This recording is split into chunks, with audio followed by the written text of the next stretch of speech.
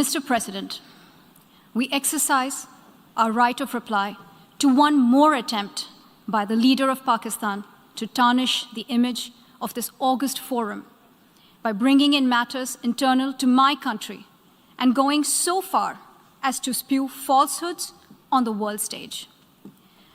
While such statements deserve our collective contempt and sympathy for the mindset of the person who utters falsehood repeatedly, I am taking the floor to set the record straight.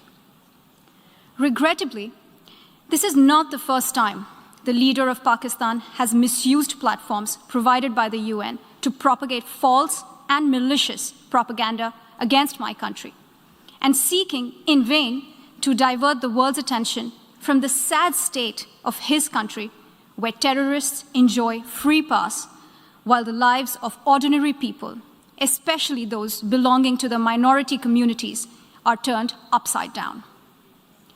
Mr. President, member states are aware that Pakistan has an established history and policy of harboring, aiding, and actively supporting terrorists.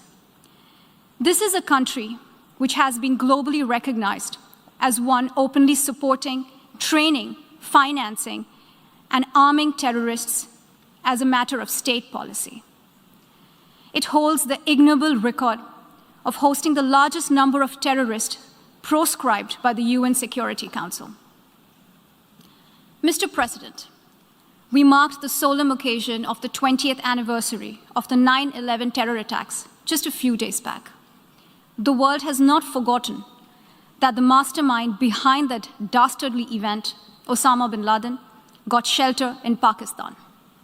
Pakistan leadership continues to glorify him as a martyr. Regrettably, even today, we heard the leader of Pakistan trying to justify acts of terror. Such defense of terrorism is unacceptable in the modern world. We keep hearing that Pakistan is a victim of terrorism. This is the country which is an arsonist disguising itself as a firefighter. Pakistan nurtures terrorists in their backyard in the hope that they will only harm their neighbors. Our region, in fact, the entire world, has suffered because of their policies.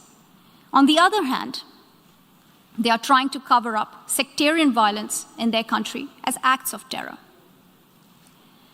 Mr. President, this is also the country that still holds the despicable record in our region of having executed a religious and cultural genocide against the people of what is now Bangladesh. As we mark the 50th anniversary this year of that horrid event in history, there is not even an acknowledgement, much less accountability. Today, the minorities of Pakistan, the Sikhs, the Hindus, the Christians, live in constant fear and state-sponsored suppression of their rights.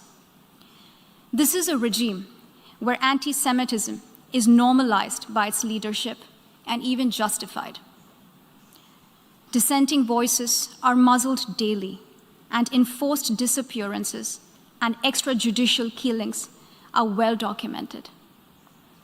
Mr. President, unlike Pakistan, India is a pluralistic democracy with a substantial population of minorities who have gone on to hold highest offices in the country, including as President, Prime Minister, Chief Justices, and Chiefs of Army Staff. India is also a country with a free media and an independent judiciary that keeps a watch and protects our Constitution. Pluralism is a concept which is very difficult to understand for Pakistan, which constitutionally prohibits its minorities from aspiring for high offices of the state. The least they could do is introspect before exposing themselves to ridicule on the world stage. Finally, Mr. President, let me reiterate here that the entire Union territories of Jammu and Kashmir and Ladakh were, are, and will always be an integral and inalienable part of India.